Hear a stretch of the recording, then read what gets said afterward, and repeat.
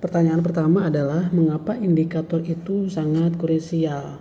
Nah, sebelum kita bisa menjawab, kita dulu harus mengenal atau memahami apa sih itu indikator dalam outcome based education.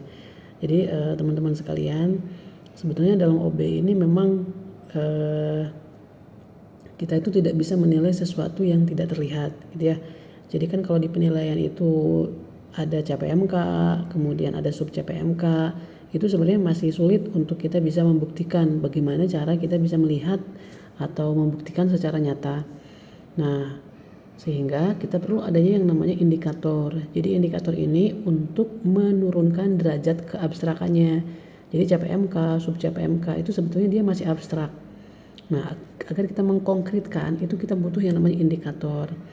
Jadi janji kompetensi yang ada di CPMK, di sub CPMK itu harus menjadi kita rubah menjadi bukti perilaku yang bisa kita amati, yang kita bisa ukur dan kita bisa dokumentasikan di setiap mata kuliah kita masing-masing.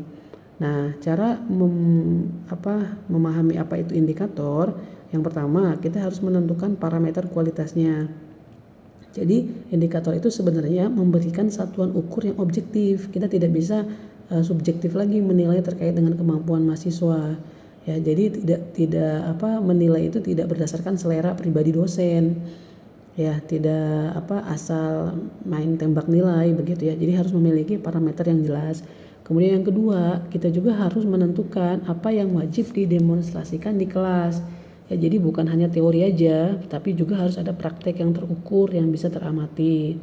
Nah, yang ketiga, adanya indikator itu kita harus menyiapkan juga rubriknya. Rubrik itu apa sih? Rubrik itu adalah skor yang jelas yang dapat dipertanggungjawabkan. Bisa berupa mungkin skala Likert ataupun mungkin observasi yang lainnya.